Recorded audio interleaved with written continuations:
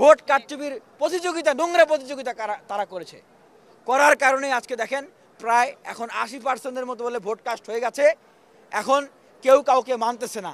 এখন দুই পাশে বিশ্ববিদ্যালয়ের দুই পাশে মহড়া দিতেছে যে ডাকসু আমাদেরকে ভাগ করে দিতে হবে, ঢাকা বিশ্ববিদ্যালয় আমাদেরকে ভাগ করে দিতে হবে, না হলে আমরা এখন ঢাকা বিশ্ববিদ্যালয়ে ঢুকে পড়বো। আশ্চর্য ব্যাপার। এটাই বলতেছি যে সাদিক কাইয়ুম বললেন যে ছাত্র দলের রাখা হয়েছিল, বলেন নাই? আর ছাত্র শিবিরের যে ব্যালট পেপার ফিল আপ করে রাখা হয়েছিল এটা তো সবাই জানছে। তাহলে এই দুই দলেরই তো ঘটনা। দেখেন তো, আমি আপনাদেরকে একটা খুবই শান্ত মাথায় একটা প্রশ্ন করি। ঢাকা বিশ্ববিদ্যালয়ের শিক্ষার্থী সমগ্র বাংলাদেশের মানুষকে একটা শান্ত মাথায় প্রশ্ন করি, এই যে ক্যাচাল, এই যে মহড়া, এই যে আধিপত্য বিস্তার, এই যে হেজমনি, কোন দুইটা দলকে কেন্দ্র করে? জামাত আর বিএনপি, ছাত্র শিবির আর ছাত্র দল। বাকি তো মাঝখানে আর কেউ নেই, সব তো নাই হয়ে গেছে। আপনারা বুঝতেছেন না যে কি হয়েছে? তো আসলে ছাত্র সংসদ নির্বাচনের যে মূল্যবোধের জায়গাটা ছিল, ছাত্র সংসদ নির্বাচনের ভিতর দিয়ে আমরা আসলে যেটা পেতে চাচ্ছিলাম, হিতে এখন সেটা বিপরীতের মতো একটা অবস্থা হয়ে দাঁড়িয়েছে। এখন ছাত্র সংসদ নির্বাচন চেয়ে এখন মনে হয়েছে যে আমরা ভুল করছি।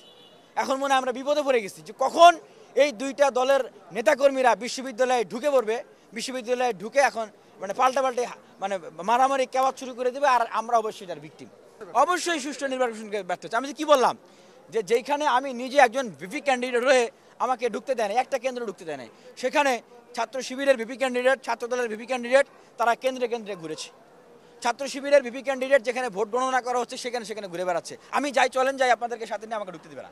এখনই যাই, চলেন, ঢুকতে দেবে না আমাকে। এই যে এলইডি স্ক্রিন বন্ধ করা, ভিতরে ওনারা কি করতেছেন আপনারা জানেন? আমি জানি, আমরা কেউ জানি? ওনারা যে ওইখানে ব্যালটে বাক্সে আবার ভোট ঢুকাইতেছে কিনা এটা আমরা জানি না। আমরা বলেছিলাম যে সাংবাদিকদেরকে আপনারা ঢুকতে দেন। আপনারা যদি সেখানে থাকতেন, ন্যূনতম একটা স্বচ্ছতা জায়গা থাকতো।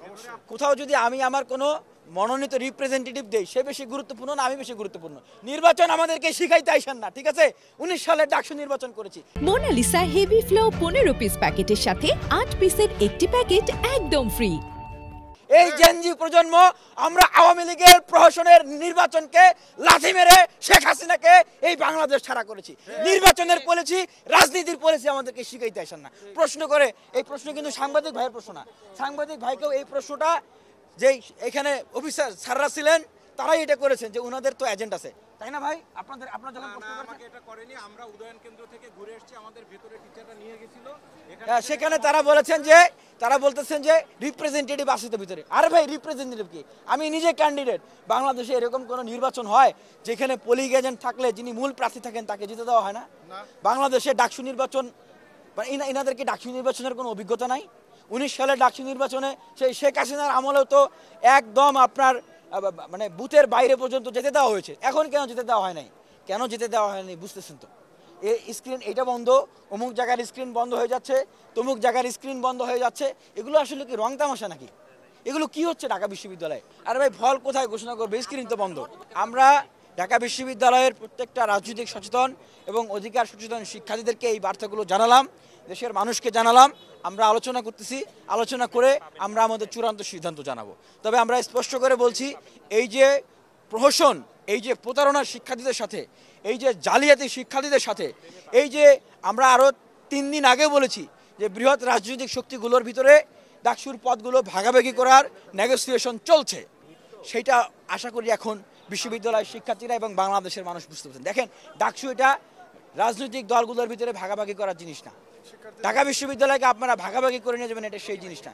সেই রাজনীতি যদি করতে আসেন, এটা হিতে বিপরীত হবে।